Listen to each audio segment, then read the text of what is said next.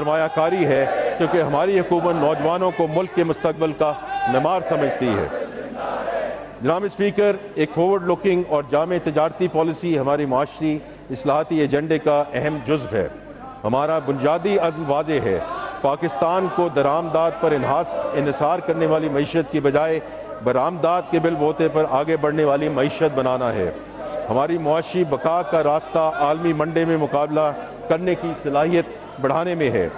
جناب اسپیکر، برآمدات کو فروغ دینے کے لیے حکومت نے کاروبار کی لاگت کم کی، ایکسپورٹ انکم پر عائد 0.25% ایکسپورٹ ڈیولپمنٹ سرچارج کو مکمل طور پر ختم کر دیا گیا۔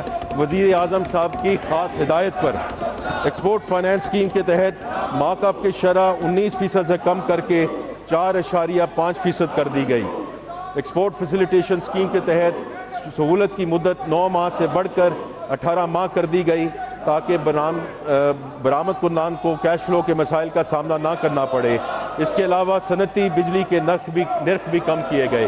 یا میں کہتا چلوں کہ ابھی 2 یا 3 ہفتے پہلے ڈسپائٹ دا فیکٹ کہ ہماری جو پالیسی ریٹ ہے وہ 11.5% پہ چلا گیا، لیکن وزیر اعظم پاکستان اور گورنر اسٹیٹ بینک کے درمیان جو بات چیت ہوئی، اس کے درمیان یہی ڈیسائیڈ کیا گیا کہ ایکسپورٹر پہ جو ریٹ ہے وہ 4.5% پہ ہی رکھا جائے گا۔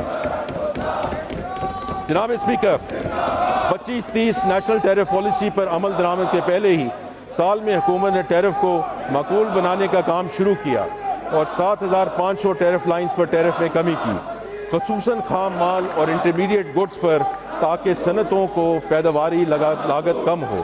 ٹیکسٹائل اور ملبوسات کی مشینری کی ڈیوٹی فری درآمد کی اجازت دی گئی، جس کے نتیجے میں مشینری کی درآمد میں 21% اضافہ ہوا ہے۔ مجموعی طور پر اقدامات کے ذریعے 120 ارب روپے سے زائد کا فائدہ کاروباری طبقے کو منتقل ہو چکا ہے۔ جناب اسپیکر، توانائی کسی بھی معیشت کی شہراگ ہے۔ گزشتہ 1 سال میں خطے میں بحران کے باوجود پاکستان نے توانائی کے شعبے میں کئی محاذوں پر اہم کامیابیاں حاصل کیں۔ گزشتہ 2 برسوں میں حکومت نے توانائی کے شعبے میں ایسی اسٹرکچرل ریفارم شروع کی ہیں جو نہ صرف موجودہ بحران سے نمٹنے کے لیے بلکہ آنے والے ممکنہ بحران کے لیے بھی پاکستان کو تیار کریں گی۔ ہمارا مقصد توانائی کی خود کفالت، صارف کے لیے کم قیمتیں اور ایک ایسا نظام ہے جو ضمانتوں پر کم سے کم انحصار کرے۔ اس سوچ کے تحت میں اس معزز ایوان کے سامنے بجلی، تیل اور گیس کے میدان میں ہمارے اہم اقدامات کا ذکر کرنا چاہوں گا۔ جناب اسپیکر، بجلی کا شعبہ اپنی تاریخ کے سب سے گہری اصلاحاتی دور سے گزر رہا ہے۔ گزشتہ 2 برسوں میں اس شعبے نے مالی نظم و ضبط اور کارکردگی میں بہتری کا مظاہرہ کیا، جس کے نتیجے میں مالی سال 25-26 میں بجٹ میں مختص سبسڈی کے مقابلے میں 143 ارب روپے سے زائد کی بچت حاصل کی گئی۔ سب سے اہم بات یہ ہے کہ یہ کمی مستحق صارفین پر بوجھ ڈال کر نہیں بلکہ اصلاحات کے ذریعے حاصل کی گئی۔ مزید برآں آئی پی پی سے مذاکرات کے نتیجے میں تقریباً 3.7 ٹریلین روپے کی بچت حاصل کرنے کے اقدامات کیے گئے۔ جناب اسپیکر، اس شعبے کی اصلاحات میں سب سے اہم قدم competitive trading by lateral contract market کا عملی آغاز ہے۔ اس کے تحت پہلی کمپیٹیٹیو نیلامی منعقد، جس میں تقریباً 800 میگا واٹ بجلی کا کاروبار ایک مسابقتی مارکیٹ پر مبنی فریم ورک کے تحت ہوگا۔ یہ کوئی معمولی پیش رفت نہیں ہے۔ اب تک پاکستان میں بجلی ایک ہی سرکاری خریدار کے ذریعے خریدا جاتی تھی جو سرکاری ضمانتوں کے سہارے معاہدہ کرتا تھا۔ آج ہم اس پرانے، مہنگے اور سرکاری ضمانتوں پر منحصر نظام سے نکل کر ایک مسابقتی مارکیٹ کی طرف بڑھ رہے ہیں۔ یہ پاکستان کی بجلی کی معیشت کی بنیادی تشکیل نو ہے۔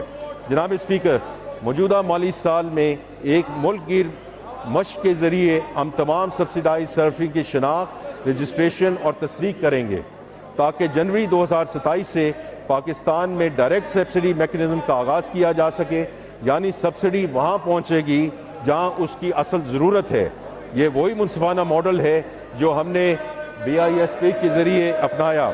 جناب اسپیکر، اس اصلاحاتی ایجنڈے کا ایک اور اہم ستون سرکولر ڈیٹ پر قابو پانا ہے۔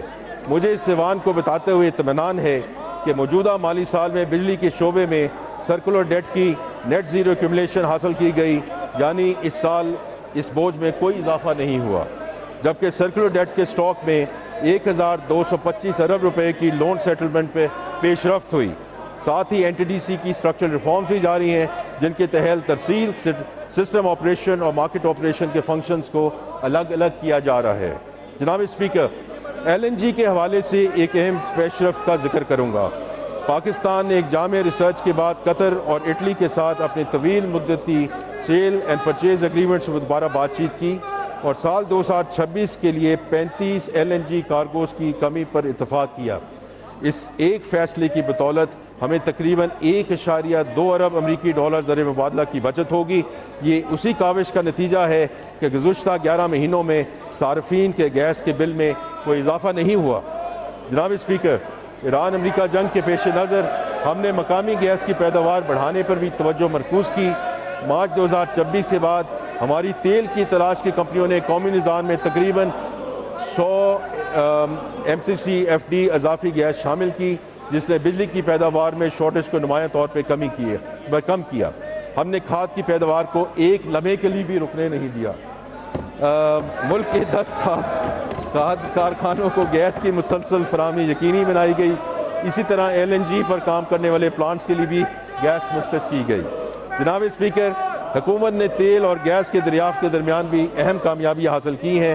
پاکستان نے 20 سال بعد آف شور لائسنسی کے 24 بلاکس قومی اور بین الاقوامی ای این پی کمپنی کو الاٹ کیے ہیں۔ یہ پاکستان کی آف شور آئل اینڈ گیس ایکسپلوریشن کی تاریخ کا